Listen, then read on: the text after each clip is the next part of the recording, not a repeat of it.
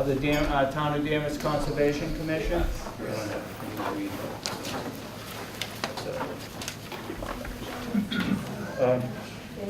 Yeah, Thursday, October 11th. I mean, I don't have a sheet to read, but we operate under Mass DEP, and we operate under our own bylaw, known as the conservation bylaw.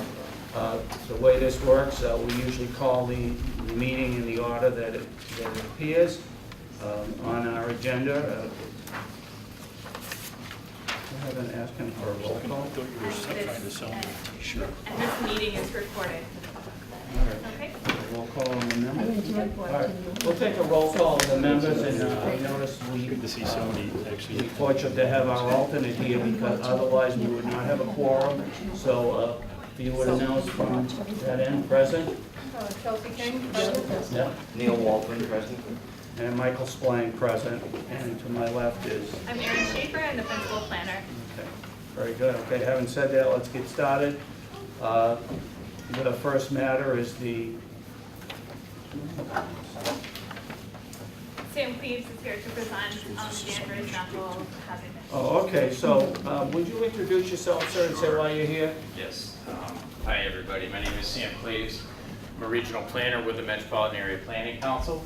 I'm working with the town currently on an update of their current natural hazard mitigation plan. I'll explain what that is as we go through the slides. But basically, this is a federally mandated plan that deals with natural hazard protection for the town that we cycle through every 5 years. And the main purpose for it, besides informing town departments and citizens of where you have issues with natural hazards, and again, this is really just for natural hazards, is to allow the town to go after federal grants that can help pay for things like infrastructure updates, as well as additional infrastructure safety stuff around natural hazards. So that's typically what it gets used for. I've used that successfully in the past here. So without further ado, I'll just launch it. So let's do it. Great, thanks. Turn around. Can everybody see? Thanks, you. Move over, move up if you need to. Yep, so why are we doing this plan? Again, the Federal Disaster Mitigation Act of 2000 requires that cities and towns adopt what are called hazard mitigation plans in order to be eligible for FEMA mitigation grants, which are pretty sizable. This plan update will meet the requirements there and help the town make good use of those resources. These are the issues that we deal with, how appropriate, with Michael tearing through the south today. Plan for inland and coastal flooding. These are the hazards that are listed within the state hazard mitigation plan, which FEMA requires us to duplicate largely in sort of format and content. High winds, hurricanes, tornadoes, winter storms, snow and ice, earthquakes, landslides, extreme temperatures, brush dryers, and drought. Again, we really don't deal with emergency responses. There's another plan for that called the Community Emergency Management Plan. It's called the SEMP, that the Emergency Management Department in Danvers takes care of, along with the fire department. That's what you do, how you get out, evacuate, that kind of thing. This is how you prepare for it, and how you plan for it, and how you lessen the damages when you do get back to the storm, which seems to happen fairly frequently these days. What is it? Hazard mitigation. This is the reduction, prevention of loss of life, injuries and property damage by using long-term strategies. So what can we do now to reduce the future risks and damages, and what additional actions can be taken in the future? I basically work with this department groups, folks from Concom, planning, DPW, town administrator, etc., fire, police, and we sit in a team and we go over hazards, natural hazards, what floods where, what needs to be done, where are the fire risks. We'll go over that in a minute. So very quickly, we're trying to break the cycle of disaster rebuilding by really upgrading infrastructure and prevention tactics, disaster rebuilding. We've all seen this. We're rebuilding a seawall where I live, right next to me down in Gloucester, and hopefully it holds for a while. So. Again, 6 tools. We'll run through these very quickly. Prevention, property protection, education, natural resource protection, extremely important. Structural projects, which oftentimes the town will choose to focus on because of the grants and then emergency services protection. So we sit with the town and look at, we sort of bring the technical assistance side and the mapping, the coordination of the team. We have a couple of public meetings. This is the second of those public meetings. Put together a draft during that while we work with the town. And when this public plan will be, this draft plan will be posted towards the end of this month. We'll talk about that in a little bit. I meant to mention to Aaron that we have a slight extension on our time, so we can go in a little bit later and cover the 25th meeting with the team. So goes to MEMA, goes up to FEMA for their approval. Once that is approved by FEMA, then the town is good to go for another 5 years on their plan update. This is the process that we work with on the team. We look at, we update hazards. We sit with people and basically map by hand areas of concern. Where are the floods? Where are the fires? Where does the snow pile up?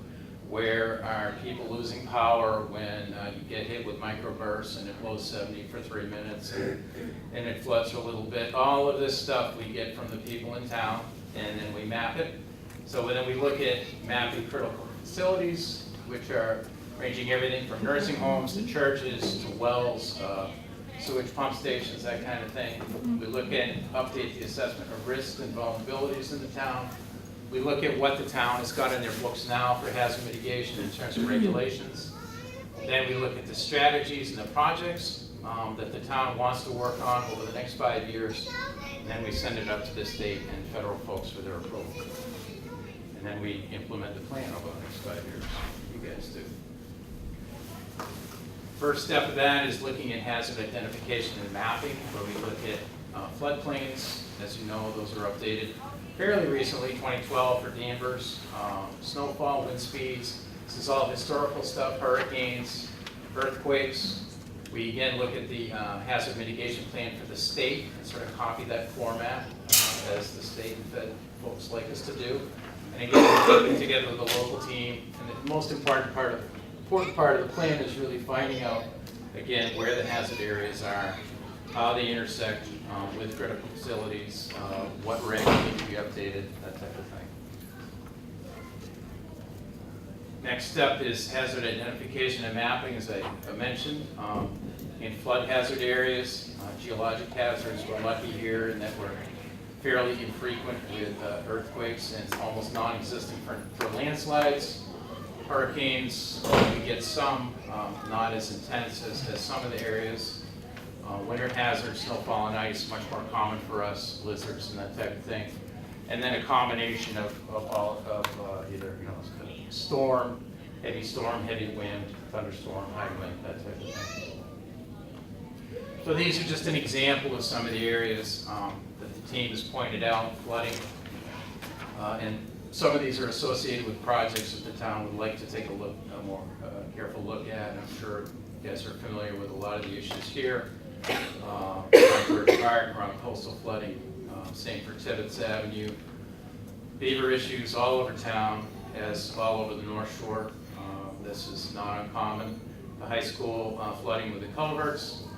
Some issues with brush fires up near the reservoir, town forest, Forest Street, Show Farm, Folly Hill. Some of the other hazards, these are from geologic, wind and snow. Just the risk level, lower right is snowfall. Darker colors is higher snowfall amounts, lighter is slightly lower. Average snowfall over many years. And then again, we take a look at identifying critical facilities. Those are the little green dots that you see on the map on the lower right. Fire and police, again, elderly housing, churches, critical infrastructure. Next step is what I do in pulling out the plan together and work with our data team is to look what you've got on the books already. So again, I mentioned the Community Emergency Management Plan, Mass State Building Code. We're fortunate that we live in a state that actually has a comprehensive building code. covers a lot of things, and that is continually being improved. Capital Improvement Plan, Danvers is active in that. Local Emergency Planning Committee, which is the team. And then federal NFIP and sort of basic housekeeping issue practices, roadway treatments, catch basin, subdivision rules and regs, zoning, forgot to include wetlands regs, but the full range of regulations. Again, for wind, tree trimming, rights of way, tree maintenance, and developing a catalog of existing street trees, what needs to keep growing, what needs to be trimmed back. Some trees need to be removed. Again, this is for safety and electrical power maintenance, winter-related hazards, and then brush fire-related hazards. Always review under subdivision permits. These are just examples. That's not the full range for the town. So again, you know, when we go through the plan, we look at updating mitigation, recommending the plan, what are the gaps, what are the actions that the town wants to work on now over the next 5 years, what are the priorities. And again, this is not the full slate, but these are some of the top priorities that the team has identified. You'll notice that a lot of them have to do with water, or moving water, and you'll see where they are, and most of them are pretty low, some of them are coastal. You deal with drainage culvert at Ashland Purchase, Porter River issues with drainage culvert, John George Park issues, and how to best address protecting the park over the next 2 years. Drainage study of Beaver Brook obviously impacts a large area of town. Danvers, like a lot of North Shore communities, is fairly low-lying. We have a lot of streams running through it. Not a lot of elevation. We live in a very old geological area. It tends to be kind of low-lying, and the brooks tend to lose their banks fairly easily, flooding. Frostfish Brook, again, coastal issues, looking at stabilizing the banks and upgrading drainage from Mass Ave up to Wellesley Road. Ongoing beaver control programs around flooding, beaver removal, beaver deceivers. I'm sure you guys as Concom folks are well aware of that. Looking at completing electrical generator upgrades over at the Smith Elementary School as part of that renovation. And in light of very large snowstorms in the last few years, the town is trying to beef up its snow removal capacity with a large street snow blower to use with a front end loader to get snow out of an area quickly that may be critical. You know, you may be blocking off a hospital or emergency access to something that they need to move snow quickly and get it out of there. So this is how the plan approval and adoption process works. Once we have finished our review here, posted it online with the town for a couple of weeks once the team has finished their input on it. We'll post for a couple of weeks, and then I'll make edits to that, and we'll send it off to MEMA. If MEMA is happy with it, they'll send it to FEMA.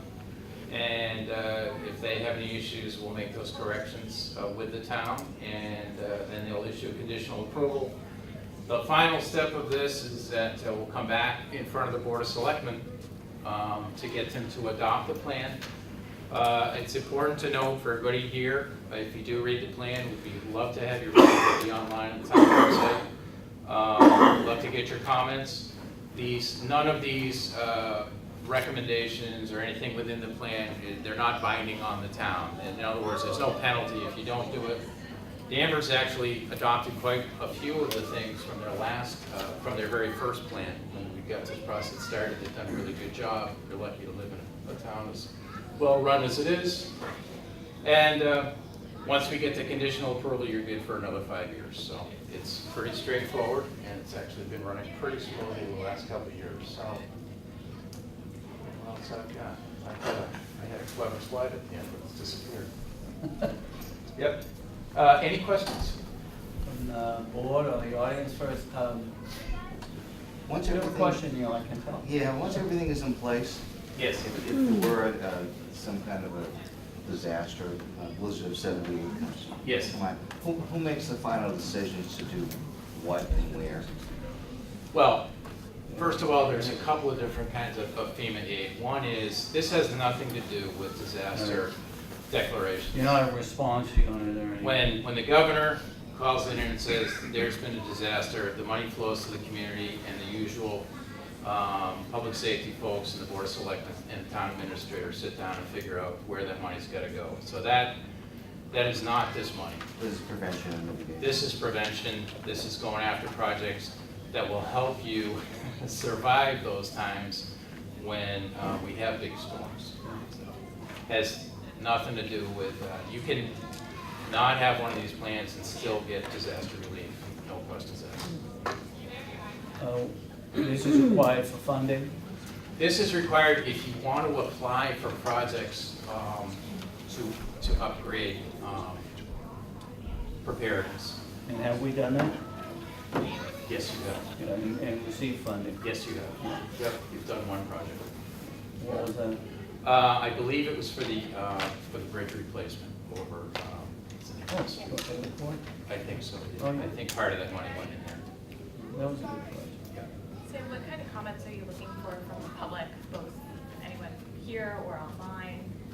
Well, we're always looking for areas that the team might have missed for flooding. We'd like people to take a look. It's, to be honest with you, the plan's, not the most exciting reading unless, disasters turn you on in terms of, history of that. But we'd love comments as to, where you find flooding issues that team might have missed, where there might be other natural hazard issues.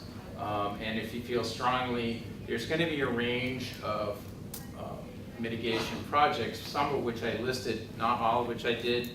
And some of those were graded by the town, and they're all graded as either high, medium, or low priority based on what the team thought they wanted to get done. Most of these are graded out by DPW and the Concom folks as taking a look at what's the best bang for the buck. But it is slated. There is education stuff in there, but I would have to say that in terms of these grants, they're slated towards fixing things like culverts that need to be replaced. The town needs that kind of money. But if you see stuff that's ranked lower that you'd like to see it ranked, then put your comment on and say, I think public education ought to be just as important, or more money on this, or less money on this, that kind of thing. Where, can you say where tree trimming or tree removal is ranked? Because I see a medium. lot of trees that I think would come down, that might fall Yep. down in a storm. Yep. Like one happened the last storm, took our power out, took the cables out, the side of the house, took all the electrical off. Yep. And I look around, I see a lot of trees like, that have that tendency or potential. Well, we rely on folks like you guys to tell us, where those trees are. If you know a particular road that you can point out, or trees that need to be brought to the town's attention, we can connect them with that. But is that addressed in the mitigation plan? There actually is. One of the recommendations for trees is there is actually a tree maintenance program now with the town. They split it with the electric utility. The electric utility obviously focuses mostly on the telephone poles to keep those clear when the wind blows so that the dead trees don't knock out your power. Or really, these days, just keeping all trees away from rights of way, because the winds tend to be, they can come out pretty quickly these days, both in the summer and, as you know, in the kinds of storms that we had last winter. So we need to know that. And I'm sorry, your question again? Well, what's the priority on the tree maintenance? That was a medium priority, as indicated by the team. And what they want to do is to try and go after what you're talking about, which is to develop sort of a database of public trees. These are city town trees. They're not everybody's trees. I guess you can't address all of them, that are either in poor condition or need to be removed or are fine. But to develop sort of an ongoing list so that it's not all just word of mouth or somebody driving by and seeing it. So you have a history of what's been done. Does the audience, anyone have a question or a comment, or like you, sir? Yeah. Good evening. Would you just identify yourself? Sure, it's Matthew Doggett, town meeting member, precinct 1. Good. Just a question about flood zones. Is this the process that FEMA uses to collect information for their flood zone database that would ultimately be used to force a property owner to purchase flood insurance? No, it has nothing to do with the way the maps are laid out. The FEMA map upgrade took place, I believe, for Danvers in 2012. And this process does not have anything to do with that. We identify areas that flood regardless of where the floodplain is laid out by FEMA. So we don't, that has nothing to do with this Okay, project. fine, thank you. You identify areas of flooding, who else does that? The team does, I don't. Yeah, but what other agencies? The town, it's the town. We've got the town, the guys who go out and you know, deal with water and sewer and DPW, drive by it every day, tell us what floods and where. And Well, when how they often. establish flood zones for, say, insurance rates and things like that, who does that? Who establishes? Yeah, was there, Well, it's the National Flood Insurance Program, but those are set within, you know, when they do the mapping and they determine who's in a flood zone, then that's going to determine what your insurance rate is going to be. But again, that's really not part of this process. Thank God. yeah. For me. Yeah. No. Anyone else would like to ask a question or comment? Ms. Daly? Andrea Daly, Precinct 3 Town Meeting Member. I just have a comment to make, which I made to Sam Steve earlier, Sam Cleats earlier. And that is that I think that most of us think of a disaster, and of course Danvers Port went through a disaster. And one of the things that impressed me was how quick people did respond, but the people that were involved in this particular disaster didn't know where to go during that, because everybody just scattered out of the area, but we had no place to go to. And I know that as a teacher for 40 years, working in several buildings, I worked in 10 school buildings in town, and we always had I don't know if they have one now, at the high school they had an emergency supply that they would keep on replenishing, like food, water, and a place to go to. And I think that would behoove this natural hazard mitigation plan update, that perhaps there could be some input as to if there is a disaster in town, as it was in Danvers Port, because we had 27 houses completely destroyed. Yes. And people, including my sister, were out of their homes for 2 years before they got the opportunity to rebuild. So in this case here, I think it would behoove the town to have some kind of a plan of where people would go to in case of an emergency, because we have multiple buildings in town. And if there were a disaster, say for instance, in the Highlands section, would you all go to the Highland School? I think you get the message on that. Andrea, there's the ink plant explosion is a little bit different. It's really not counted as a natural event. That was a man-made disaster. And I do know that I believe the high school is the shelter for storms. So that's pretty well established. So if you have an issue and you need to, you know, when they declare you need to come to a heated place for, you know, cots and food and stuff, that's laid out in the plan. That's good. And Yeah. the other thing, this has nothing to do with what you're presenting, but you ought to think, or one ought to think about the home and insurance, because I expressed this to my neighbors, I've advised my neighbors to take out a policy for earthquake damage. I know it's far-sighted and people don't think about it, but we are on an earthquake zone. I don't know when the last one is, but we've had small tremors where people have said that they've felt it out towards New Hampshire, but we are on an earthquake zone. And the insurance on your home is not expensive. We pay $60 a year for earthquake insurance, because if your home is damaged, your insurance company will not pay for the damage at all. And the earthquake insurance only pays for the house and not the foundation. Same thing with a fire damage. The insurance will only cover the dwelling itself, not the foundation. So this is just an added tidbit to what you're presenting. Thank you, Nancy. Anyone else? If not, well, did you want to address that? Yeah, thank you. We will be posting this at the end of the month for. So you're gonna post a draft first? Yeah, the draft will go up for public comment, Good. to get to Concom to take a look at it, if you have Mhm. input that, members of the public, and the comments just sent to me, I'm sorry, I don't know why I lost that slide, but it's slaves@mapc.org. Okay. And we'll make that clear when we post the plans. All right, well, if that's it, we'll move on to the next matter. All right. Thank you for your time. Thank you. Oh, yeah. You know what, let's skip ahead to the airport, because there's maybe some people here for the airport matter, which now we're numbered, so which is number 5. Number 5 on our agenda. It's the public hearing notice of intent that was continued from September 13th, 191 Old Burley Street, DEP file number. And we don't have a complete number on that yet. The applicant is North Atlantic Air. The petitioner has requested a continuation until October 25th. And they're asking for more time to make modifications to their existing plan. So anyone who's here for that, you can come back on the 25th for that matter. If that's it, we're gonna move on to item number. Well, yeah, let's make a we can do a motion, although they've requested it, but, you know. Does someone want to make a motion to continue to our next scheduled meeting on October 25th?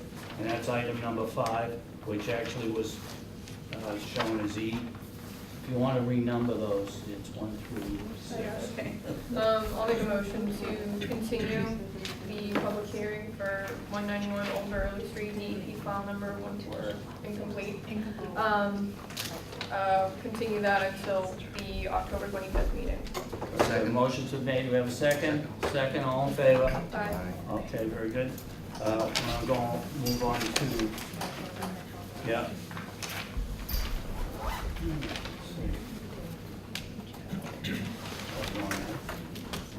Which is number 6. We're gonna, is that also continued? It's a request to withdraw. Yeah, oh, okay. The next matter, and just being expeditious, is item number 6, which is a request to withdraw from the public hearing, which this was a request for determination of applicability to determine whether what they wanted to do applied to our, came under our jurisdiction. This was 24 Robin Hill Road. The applicant were Michael and Jessica Rosati. And is this, the applicant has requested to withdraw the determination of applicability without prejudice. That means they can come back again, and we'll be filing a notice of intent. So they're gonna go from an IBA to a notice of intent, which is a more complete filing with more information required. So, do we need to vote on that? Yeah, so we'll take a vote on this, and it's item, now item number 6. Does someone wanna make a motion on the applicant's request to withdraw their, request for a determination of applicability? Without prejudice. Without prejudice. We're just voting on allowing them to? We're just, Accepting that. the request. Yeah, okay, I'll make a motion to accept their request for 24 Robin Hill Road, RBA 2018-06, to withdraw their determination of applicability without prejudice. motion's been made. Second. Second, all in favor? Aye. Aye. I'm not sure if we need to vote on that. That's all right. Are we on 2 now? Yeah. Excuse me. The next matter, and we're back on the regular list, is a request for certificate of compliance for 27 Prince Street, Lot C, DEP file number 14-1295. The applicant is RMJ Development LLC. Who's here for the applicant? I am. Okay, would you come up, please? Hi. Okay, we don't have a, no, we do have. We do have. We have a. Oh, okay. Should be.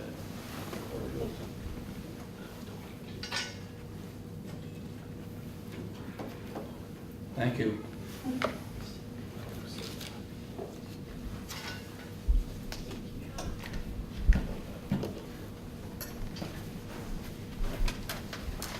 So hello, my name is Annie Raftery. I'm here from the Warren Cameron Group at 66 Elm Street in Danvers on behalf of the applicant, RJ Development. So we're here for a certificate of compliance for 2 NOI lots, 27 and 29 Front Street. So if it would be good for me in just a time to open both at the same time, they're abutting lots. Yeah. Just if anyone's interested, this was an order of conditions that was issued for construction of a single-family dwelling with a garage and a driveway, walkway, and utilities. So when we get an order of conditions, then once we determine the conditions have been done as ordered, then we will issue a certificate of compliance. Oftentimes, it doesn't get done because someone doesn't come back, and then years later they come back. But this was done in June 12, 2017, and they filed an as-built on this. So they're all set. You did staff go out and look at the site? Yes. And recommends Recommend we the issue a certificate of compliance. Yep. All right. For both 27 Prince Street and 29, so the petitioner has requested to open both number 2 and number 3. Is that on here on the request? Okay, 2 and 3. So we're really Yes. addressing Both lots. items 2 and item 3. Can you point out both? And want to just point those out, and they're very similar. The construction of a single family with garage, driveway, walkway. Yeah, 29 Prince Street here and 27 Prince Street right next door to both A&R lots. Great. And so staff went out and took a look. We have Conservation Commission medallions that have been installed along the wetland area there, and that was the last piece of That was open. that was open on the order of conditions. When was that done? Recently, last week, I don't know. Last week? I'm sorry. All right. So everything has been completed in accordance with the order of conditions for both of these properties. All right, does someone want to make a motion to issue a certificate of compliance? I think we'll do one after the other. First, Anything from the audience? yeah, any audience concerned with this? It's kind of pro forma, yeah. Okay, thank you, Peter. All right, someone want to make a motion as to item 2? Okay. I'll make a motion to issue a certificate of compliance for 27 Prince Street, Lot C, DEP file number 14-1295. Should I do the other one, or? I will do one at a time. Alright. Motion's been made, do we have a second? Second? All in favor? Aye. Okay. All right, and does someone want to make a motion as to item 3, which is 29 Prince Street, to issue a certificate of compliance? I'll make a motion to issue a certificate of compliance for 29 Prince Street, Lot B, DEP file number 14-1296. Second, please. Second? All in favor? Aye. Aye. You're all set, thank you. Thank you. Yep, let's go to number 4. Number 4 is a notice of intent, public hearing continued from September 13, 2018. 161 Elliott Street and 107 Elliott Street. This is DEP file number 14-1312. The applicant is Dan DiLorenzo. I note that I note from the memo that the petition has submitted revised plans actually today. I don't think the board, we have seen those. The board hasn't seen them. I don't know if they've been reviewed.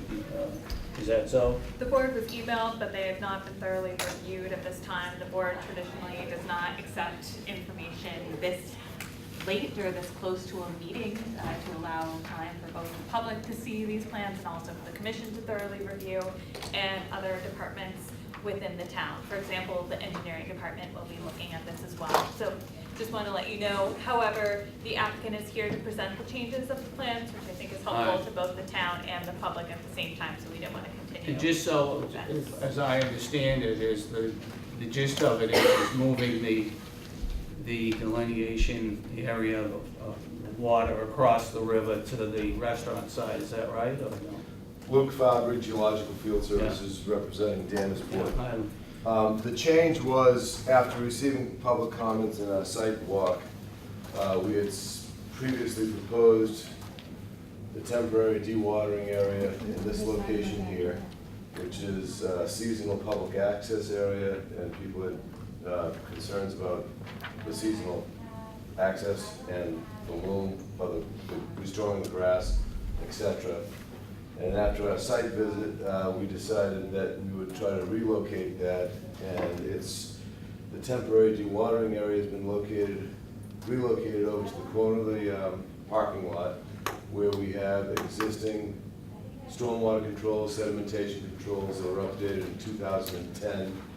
It minimizes access area because we're really working on this corner of the property, so our truck route is shorter, we don't go up the embankment, this is paved with stone. Look, as I recall at the site visit, members suggested that exact same thing. Why don't you do it across the river? You don't have to go Correct. down the ramp, you don't have to go so far across the We had not done it dam. before because the functions are over here, and we thought that it would be easier to go up over here, but after looking at that, the comments that we received, we explored a couple of different locations, one up in this area here. It was a little harder to control because the existing sedimentation controls are not there.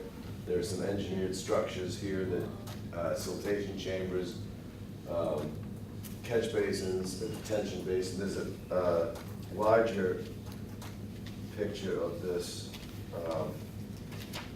on page 2.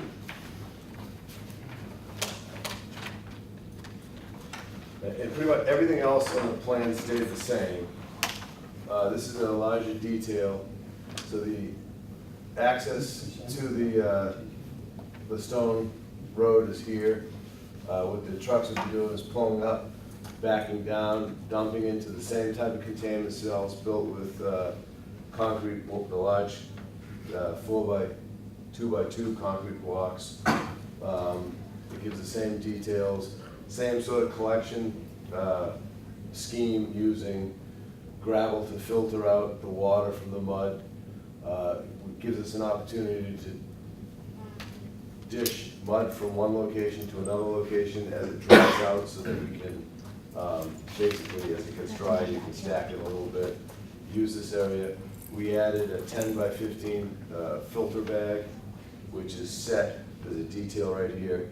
So along the edge of this parking lot, there's a level spreader, which was installed in 2010. A level spreader is basically, it's a ditch where the water goes into stormwater. As it rises up, it gently flows over the other side of that ditch into, it's like a trough, into the retention area.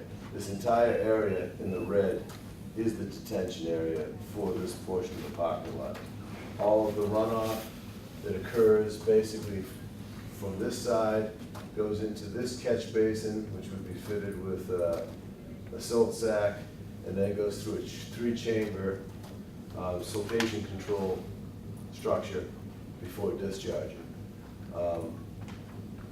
And that's really that's the whole change that was done. Everything else is the same.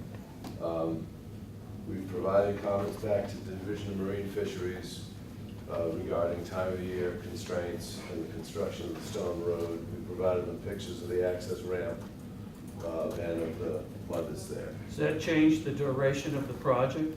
It'll be shorter. It should be, right? It should be shorter, yeah, because we have better access to it. We don't have to restore the What you grass call area. the ramp area? Well, the grass area or the ramp.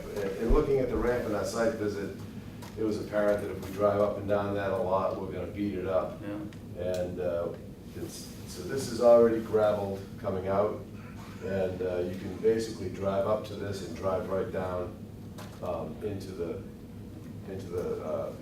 stone road. The ramp on that side seemed more sturdy anyway. It's not so much sturdy, but it's all gravel. Right. Yeah, it's shorter, it's not as steep. This elevation is several feet lower than the other side, so you're not going up quite the embankment. I don't think that we'll need to have an off-road dump truck like we had proposed, an articulated dump truck. This is something that's manageable by a normal 10-wheeler. And then it's all pavement, so after each dredging shift, it'll be street swept. There's, I think, less potential for anything getting off the site and any releases of siltation that have not been. Well, how would anything that does release get captured? Well, all of the drainage, and there's a 2010 plan, all of the drainage from this area here goes into this catch basin and then into this separator. The drainage from this side of the property goes into this level spreader and then discharges into this engineered structure. We have siltation control over here and around, all the way around the corner, silt fence. There's curbing all the way down here. So unless it was greater than 6 inches of water, it can't get out. Nothing gets into the creek, nothing gets into. No, it has to go through, no water leaves the property right now without going through either a detention basin or a sedimentation structure. This is 3 chambers so that it can be pumped out and cleaned out. These are routinely inspected as part of the SWIP for the property, the Stormwater Pollution Prevention Plan. And this handles the storm pretty well, as it This is? handles everything that's there currently, It does, yes. including storms.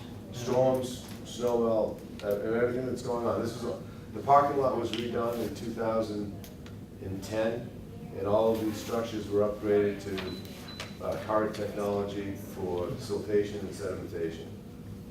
And there's some references on this plan. This is actually the plan, part of the plan that was used for that parking lot, not development, reconfiguration and drainage structures.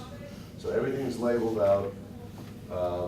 I have maps if you want to see flow directions that show which way the water flows off of this, but it basically, this catch basin here picks up all of this area here, and this level spreader picks up everything coming from this way.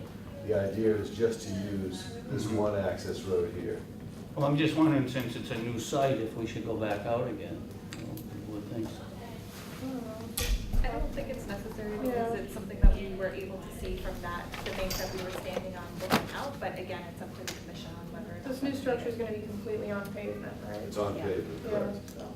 Once it's set up, we would get to see it, go out and see what it looks like. You'd be notified before we start working.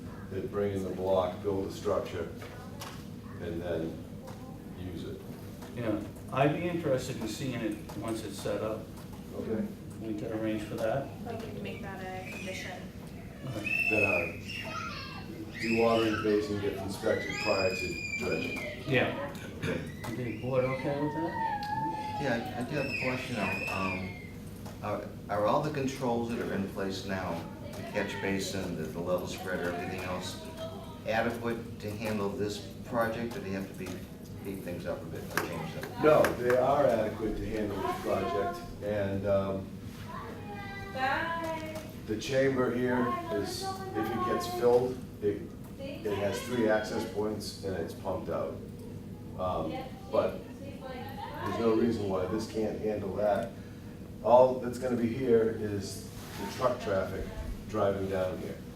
So they're gonna come out of here, back up about 150 feet and dump, and then pull forward and go back down.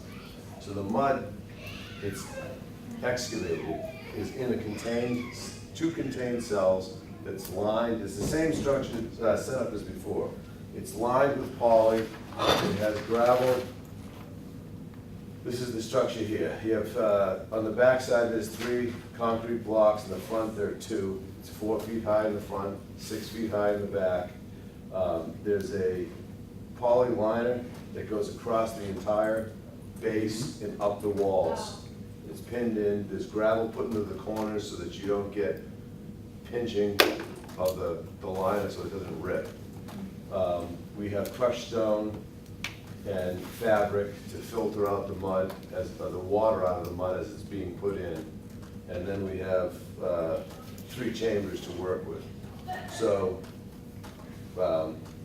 it should not, I mean, it behooves us not to have mud everywhere. This is the function side of the facility. And the engineer drew a plan where the truck pulls forward and backs down. And that's, I don't think he's gonna come out quite this far. He's gonna pull out just as far as he needs to start backing up this ramp. Do you anticipate any of that mud being contaminated? It's been approved for ocean disposal several times, and the ocean disposal requirements are pretty stringent. We will be testing it for upland disposal at a landfill. I've never seen anything that's that contaminated, no. The permit requires total suspended solids and pH monitoring. They're not requiring us to monitor, have not required us to monitor for any other contaminants. Okay. As Staff has a question. I'm Yes. Erin Schaefer. How often will you be sweeping? After every dredging shift, we anticipate 2 to 3 shifts to complete the project. Thanks. And a shift will be about 4 hours. So start to finish, the project would be, I think it'll take, it's gonna take a couple weeks to set up, to get the materials in, set up the detention area. It has to be done during tide elevations that are below the Low Stone tide. Road. Low tide. Not quite low tide, we were out there at dead low. yeah. And there's several feet, there's 2 feet of freeboard, if you will. So we can go. What's that being, Freewood? Well, before the water comes over the edge, on a gunnel Yeah. of a boat, before the water comes over the edge. Oh. There's a couple of feet. So I anticipate that you've got a couple of hours before low tide and a couple of hours after low tide. But as a condition, there should be no dredging when the tide, is on Okay, the roadway. make a note of that. So we have up to 600, it says 800 tons. From here, we can reach about 600. So, to move 200 tons is not a lot for an excavator in a shift. Hmm? We're using probably a yard and a half bucket. So I anticipate 2 to 3 shifts to dig this out here and place it in here. It'll take probably another month before it's dry enough to move off the property. And then, as soon as we have approvals from the landfill, we'll take it off the property.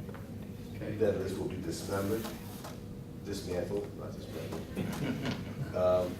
And most of the material that's in it is gonna go out as part of the disposal. All the gravel, the filter fabric will go to the landfill. Everything will come out of this. The area will be swept clean, and it'll be done. Are there any concerns after you dredge while the product is sitting over, you said, how long does it have to sit?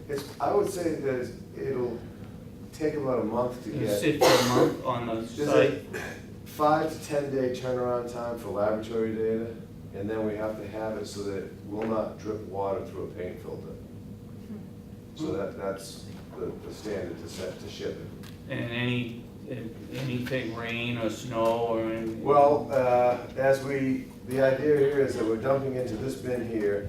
We can use an excavator to move it over into the other bins, and as we do, we want to cover it with plastic. Be covered. That was Yeah, really this is well. not a big area, this is 45 feet across. Yeah, So, sheets of poly I could buy 20 feet by 40, by 100 feet, and it will behoove us to cover it so that it does not get wet.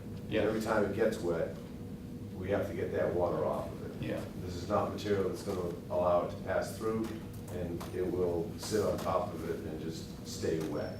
So when we're making our pile, we're gonna shape it to shed the water off in this direction. And as we get a pile going and it's dry enough, we'll cover it. Our shifts may not be back-to-back days. We might put in one shift into the bin, wait a week until it's dry enough, and then do it again. Any other questions from the board before I open it up? No. Anyone in the audience have a question or a comment? I do. Come up and identify yourself. Jane Fuller, 30 Congress Avenue. Yeah. Unless something, I know there was some work over in the parking lot this past weekend, but currently the water runs off the parking lot right directly into the creek. I really would request that this board does a site visit before they okay this. Well, we plan on doing that. Before they start the project. Well, that's what we just said, before they actually begin, we're gonna go out and Before you even tell them to set up facilitation. we with have all to due see what they're respect. putting in place. That is my backyard. Why don't they put it in their backyard, on the other side of the This parking is lot? actually their property. Yes, I can spit at it from my backyard, across the creek. Okay, It's going to smell. It's gonna sit there for months. Why don't you put it underneath the solar panels? Nobody parks there. because I can't get an excavator to work underneath the solar panels. I can't dig it up and I can't work underneath that low overhead. Yeah. If you could come to me and not cross Oh, each I'm other. sorry. Yeah. Um, Well, That would require trucking it all the way across the facility and dumping it under a canopy that doesn't have the headroom to do that. well, how about the other side of the parking lot? Which other side of the parking lot? Like the far side? The far side. Over here? Then I have to go all the way across the facility. The idea is that this is done in a small area. This is a 3,600 square foot area. It's nothing compared to the size of the tidal area here. And all that's coming out is tidal mud. It's not gonna smell any different than this smells on a routine basis. I beg to differ. All right. Well, you know, this hearing's being continued, so if you have further comments on the next date, is it going to be on the 25th? Yes. Do we know that? Yes. Yeah, we presented this knowing that it was brought in today, and we were asked to have a continuance, but we wanted to present the information so that it could be disseminated to the people involved. And so, if I understand, your concern is that there's going to be an odor coming from, It's gonna be an odor, and they're going to have to dredge at low tide. What, are they gonna dredge at 5:30, do this work at 5:30 in the morning? It would be normal well, whenever, business hours. It's not So you permitted to work can't, before so 7. if low tide They- isn't before 7 o'clock, they can't do it. then they can't do it. So now we're talking about more than just a few weeks. But now you're talking about something different, that whether they do it or not, they have to do it. They have to do the dredging. So your issue is really where they're gonna put it. Yes, Sorry to interrupt. So your concern, among many, is the time frame for which this work will be done, and is that what I'm hearing as well? no, my concern is that swale area Yeah. that everything from that parking lot runs off into the creek from Okay. there. Okay. And timing as well of this. She's potential taking notes, project. that's all. Yeah. I'm sorry, just Yeah. keeping us all straight. And I'm concerned that I believe that this board needs to do a site visit before Okay. they even consider Well, it. what's on the other side? I'm sorry, of what? The parking lot, the far side. What's on the far side? Is it someone else's house? There's kind of the same way over there. There's tidal flats over on that side, and we'd be going all the way across the property. This is the town, this is the Danvers property. If you go out there right now, if you stand here, you cannot see Ms. Fuller's house. It's fully vegetated. Sorry to interrupt, so just these three concerns here. So I think it's helpful for the Conservation Commission in response to this concern to do a site visit on this property. Yeah. So I suggest that to the Conservation Commission.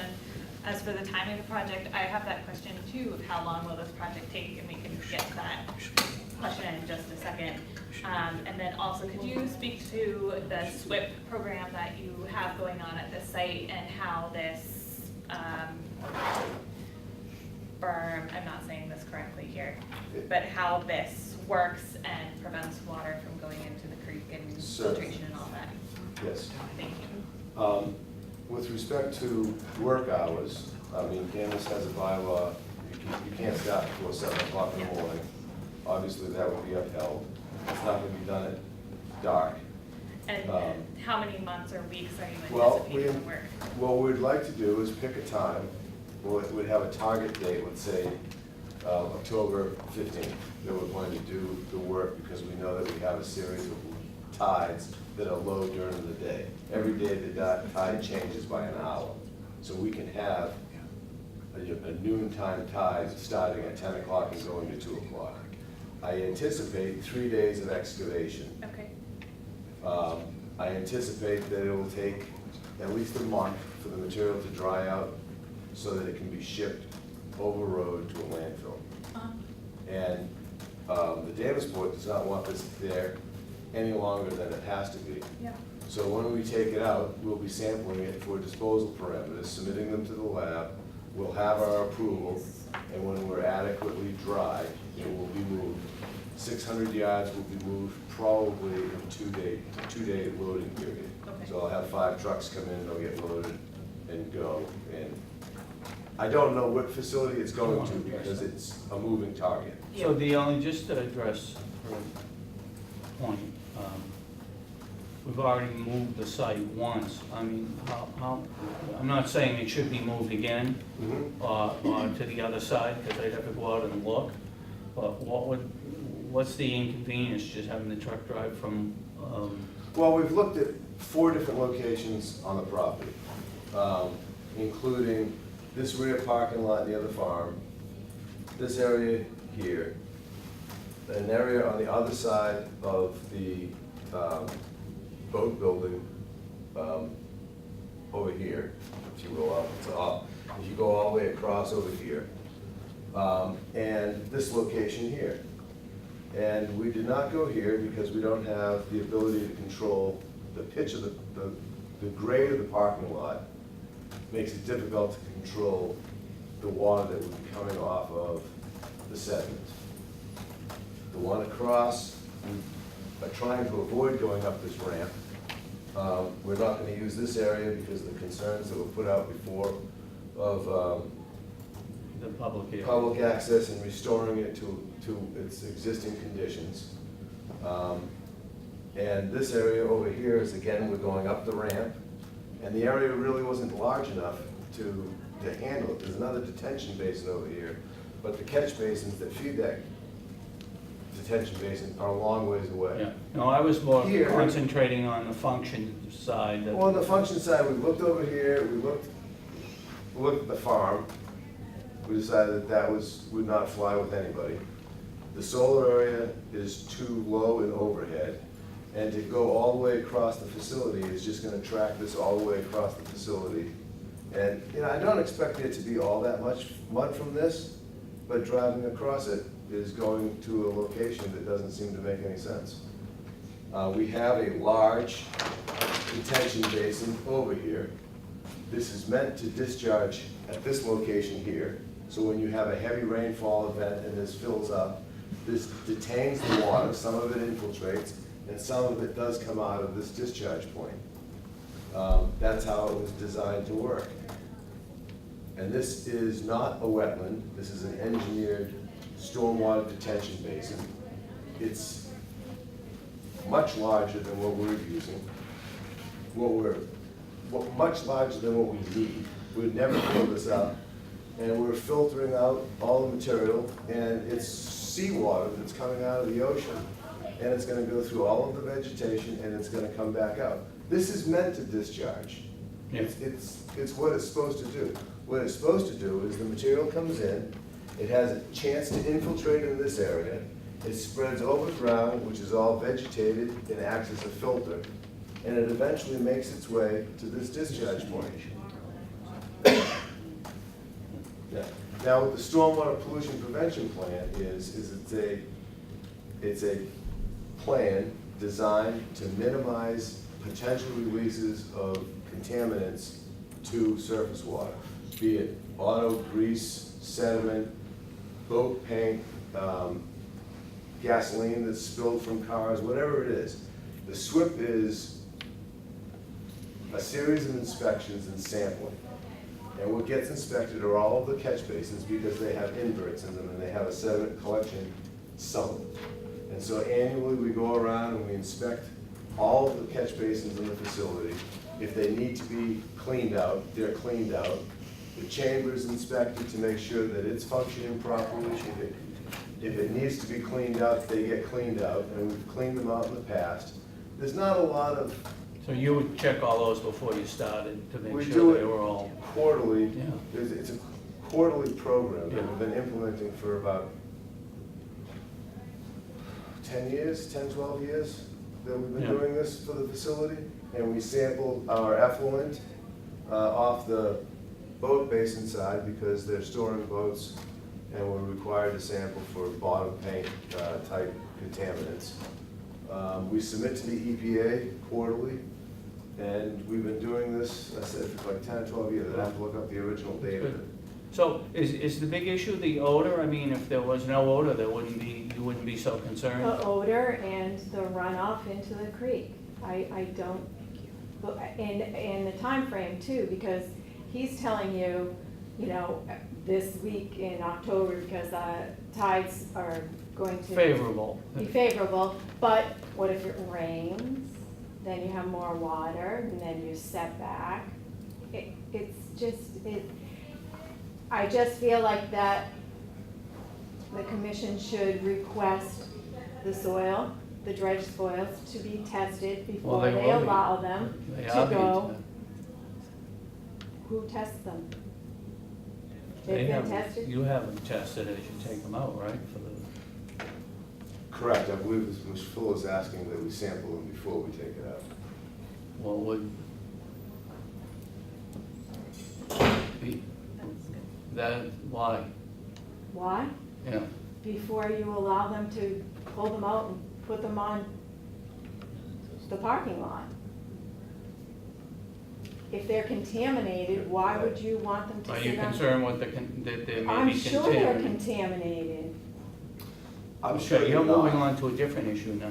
Well, contamination, smell, time frame, it's all, All right, so I've got all your issues, and now I think I'm gonna move on to someone else. Thank you. okay. Ms. Daly. Now, you know, Andrea, you're gonna have another chance at the next meeting. so- Yes, so don't blow all my questions out. Which property is the silt going on? Is it going on 107 rear, Elliott Street, or 160? 161. 161, the restaurant side. I still call it that. All right. I've been waiting for this because I've been wondering if they were going to think about doing it. These are two separate properties. They're not contiguous to each other, which means butting up one fence on one side, one fence on the other. And there's a creek between the two of them. And they pay two separate tax bills. They can't be thought of just because they own 107 Marina. That doesn't mean that they can transfer the work from the marina over to 116.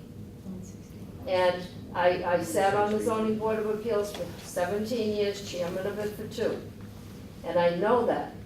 And so therefore, if they want to do that, first of all, the yacht club and the marina are non-conforming uses in a residential to neighborhood.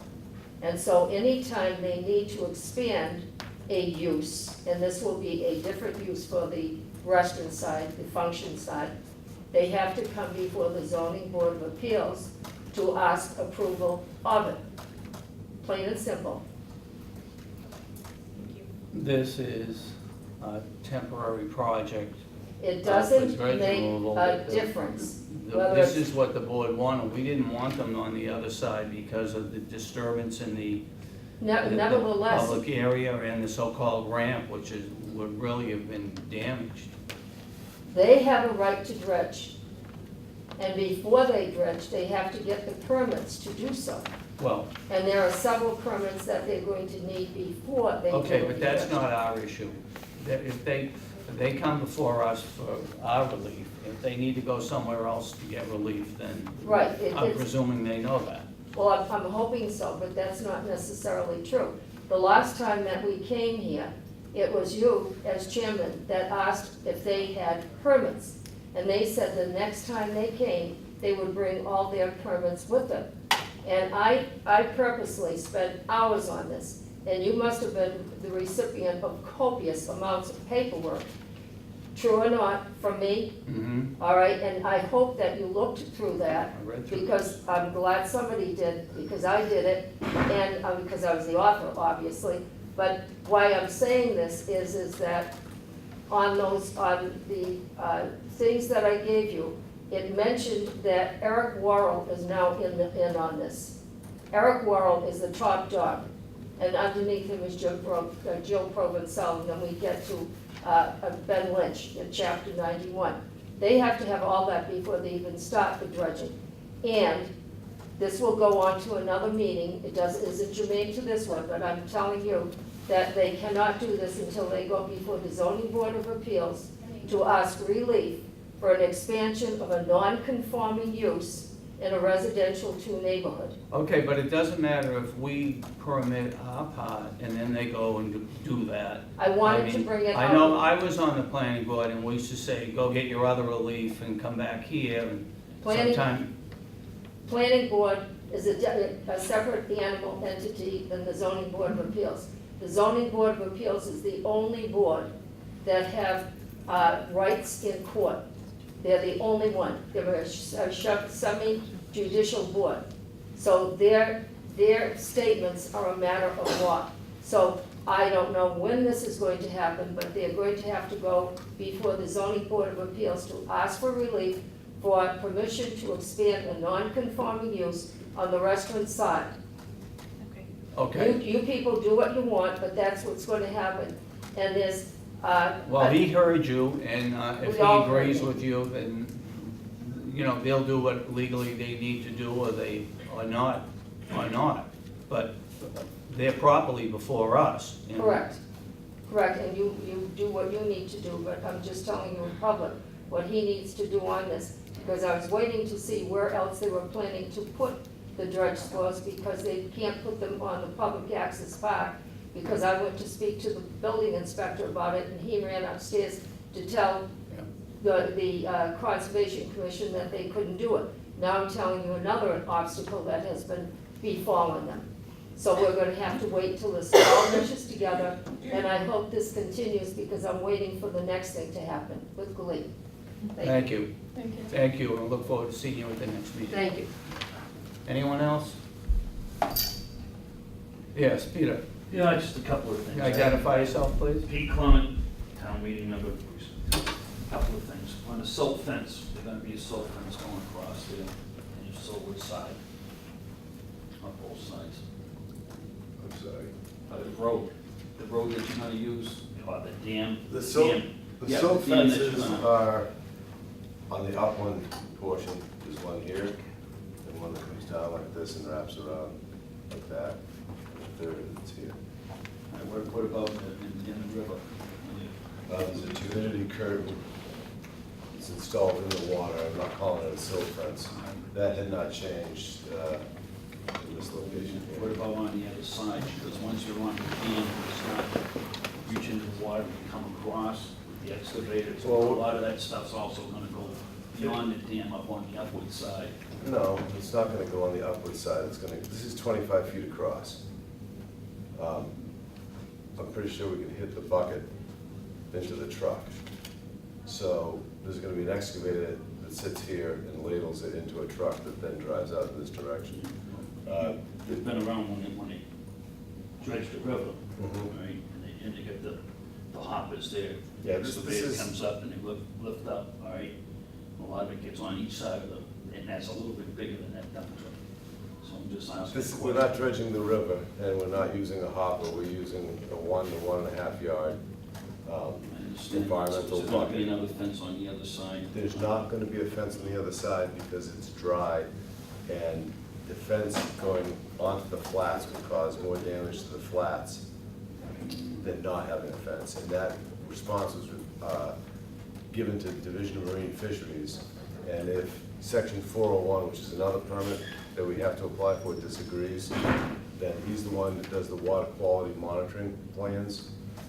They will require us to do that. But in my conversations now, the regulators believe that putting a fence that's gonna go basically down into the mud in this area is gonna cause more of an issue than not having a fence there, because we'll be done dredging before the tide comes back over this. And there will be a 401. In terms of permits, we have to get a Chapter 91 license and a 401 water quality certification as well. And this is gonna be pre-tide that you do, Pre-tide, yeah, before the tide comes in. we have to, yeah, you have to stop before the tide comes back in and leave. Okay. Did you have a question, Mr. Tomey? Yeah, Identify yourself and, John Truby, 9 Franklin Street. yeah? A little confused.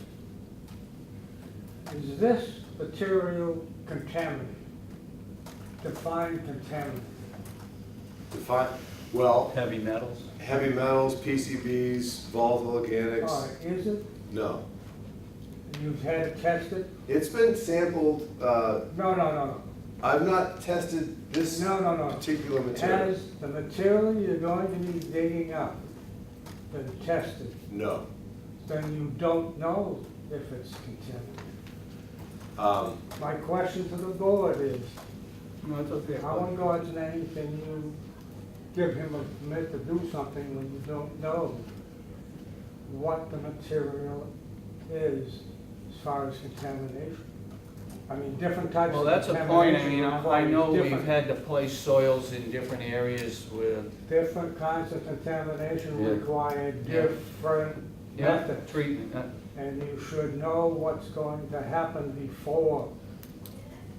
Yes, That's there is- A. There is a farm. B is the drainage plan. You're gonna pile it up. Basically, you're gonna wait till it dries out to a certain point. Correct. The moisture is going to come down and drain into catch basins? No. No. Okay. There is, What happens to the, in the back corner of, this area here is going to be built as a containment area. 4-foot-high concrete blocks.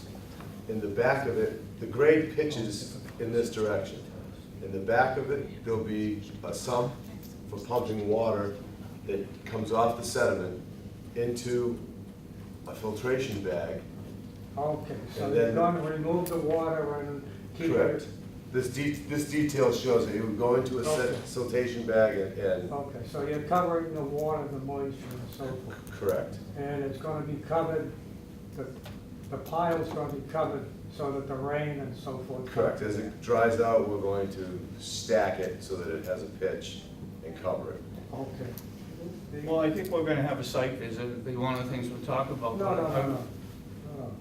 He's saying, I wanna put this here. Well, we know that, yeah. Are there any other places in town that he could put? Oh, you mean off-site? Yeah. I No. don't think that would make sense. No, we Why No, can't, you wouldn't wanna do that. Why not? because we're not permitted to by the DEP. But you can get permission to. I cannot take this to an upland disposal site that's not an approved facility. That just seems really wild, but okay. Well, that's, they do not authorize the upland disposal of They took the marine, brown pond stuff over and, that's freshwater. This is marine sediment that, I have to take it to a facility that's permitted to take it. And it's not just any landfill facility. that's what worries me about contamination, whether or not it is. Well, you know, as a hypothetical, if there was a contamination, a heavy metal or something, how would you proceed from there? The landfills are authorized to take, let's say, lead is probably the most common. Right. I can send up to 2,000 parts per million of lead in sediment or soil to a landfill. The lead testing, when we did, we took 20 samples out of this before the last dredging occurred 10 years ago. And the lead was down under a part per million. It's pretty, they went to ocean last time, actually, and most of the river did. And there was a lot of sampling work that was done in here. And this material is just coming from the tide flat that's above it. And it's always been very low. But if there's anything detected, we have, like, for going to ocean disposal, they do biological testing. All right, et but all cetera. I'm getting at is, to me personally, this should be tested before you do anything, before you touch it. You should Okay. know what in the world you're working with. The last question is, That's something we're gonna discuss as a condition, John, and you'll be here for the next meeting, I'm sure, and we're gonna probably So, have more opinions on that. Yes. one of the conditions of going into a chapter, into the state and federal permitting, is they give you a sampling plan, and they tell you what they want to have sampled. And so, you know, what I was going to do is, when we're gonna make an application to them, they're gonna tell us what they want, and then do it. And, you know, if we need to do it ahead of time for the Conservation Commission, I'm sure it can be arranged. Well, at least two people have brought it up, and my personal idea is that unless you know exactly what you're working with, you really can't make a good decision on how to handle it and what to do with it. And you've already got a proposal for what to do it, how to do it, and so forth, so, for what it's worth. But the last quickie question. yeah, make it. We want to have. The last quickie question is the timing on all of this. I mean, I live down fairly close to what you're talking about for land. Mhm. I was born and raised down there. Tide, weather, you name it. You can't really say, I'm gonna do this in 6 weeks, I'm gonna do this in 8 weeks. No, I've given it, I mean, there's a time frame.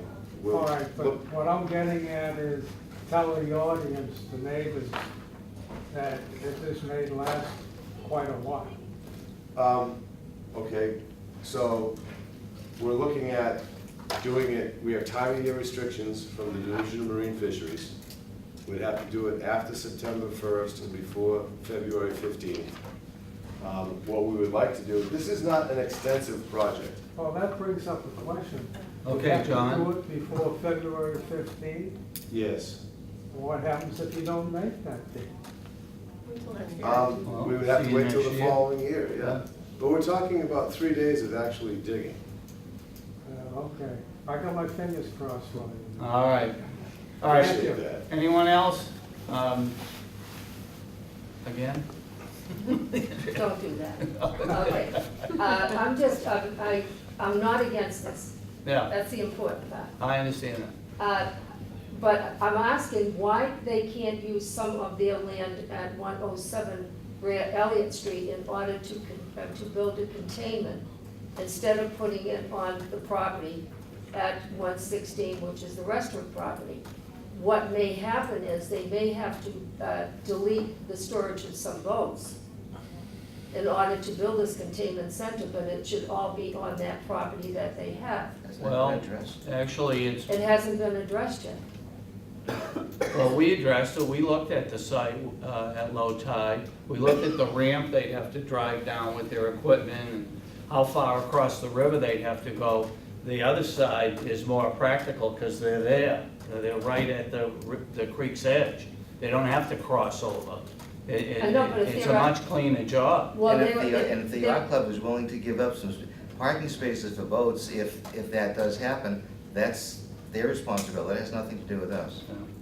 But I just told you, they're gonna have to go before the zoning board of appeals. Yeah, well, Okay, Again, that has nothing to do with us either. It doesn't have anything to do, but I was just wondering, would they have more acreage on the marina side? I believe they have 14 acres of land on the marina side. I mean, I would give up part of the parking lot in order to put in this dredge spoils, give up the rent of a couple of boats. I mean, you can't have it all the way and just leave it there to de-water and then truck it out when it's time to truck out.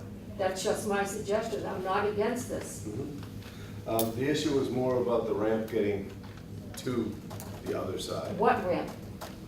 There's, Aren't you dredging on your property on Miller Creek? there are 2 ramps. One that comes down, It's a fairly From the severe function embankment, side, they have to drive this down way. from the other side, and they would end up damaging it and there's severely. another Well, I'll ramp, take your word for it. I just thought I'd give you this as a suggestion. there's another ramp that comes up out of here. This road was built to connect both sides so that equipment could go back and forth. And there's a ramp that That comes. was only a temporary road. Okay, you know what? You know that dam that they got in there? Yeah. That's what they use. That's, well, I beg to differ. I don't know if that's gonna, if those boulders are gonna be stable enough to get your Okay, equipment but- between the two, but And I'll let's just not let get it go. argumentative, we'll address it in the next I meeting. will. Thank you. Thank you. Anyone else before we move on? All right, they have requested, the applicants requested another date based on recent filings. Does someone want to make a motion to continue to the next hearing date, is it? October 25th? Sure, Is that good? fine with me. Okay, I'll make a motion. Can't you to- make motions in the Yeah. alternate? You can. I'm happy seconding. She's doing. I'll make a motion to continue the public hearing for 161 Elliott Street and 107R Elliott Street, DEP file number 14-1312 to the October 25th meeting. All right, before we vote on that, does the board want to go out for a site visit Saturday? I have to second it. Okay, go ahead. I'm sorry. I second it. You seconded? All right, all in favor? Aye. Aye. All right, what about a site visit for, say, Saturday? You are available, staff can go out. Would you be able to go out and just address, our questions on location? I'm not gonna be here on this Saturday. You're not? No, I'm supposed to be down in Dennis, Oh, yeah. lucky you. If it pours out, they're gonna cancel my my Saturday meeting down there. I can do it pretty much any other day than that Saturday. Well, the following, you're saying you could do it Sunday? Are you saying you could do it I Sunday? can do it. won't be back. No, I get my son's confirmation is Sunday. Oh. This is gonna be on the asphalt, so Yeah. that we don't have to time it around the tide. Right. No, that's So true. If there's All any right. time that you'd like to do it, Before it gets dark? before it gets dark or, whatever's convenient, I apologize about this, but I. All right, well, what about Coming out Saturday. staff? Are you available after work? Any day? Any day? Let's see, next Tuesday, maybe? Would it be after 4:30? Is that when you get back? Yeah. Yeah. 5 o'clock, is that better? That should be fine. It'll be light up. So the Yeah. 16th? 5 o'clock That'd be great. Thank you. on site? 16th at 5? And this is at 107 Rear Elliott Street. No. No, 160, with the restaurant. Okay. Yeah. Yeah.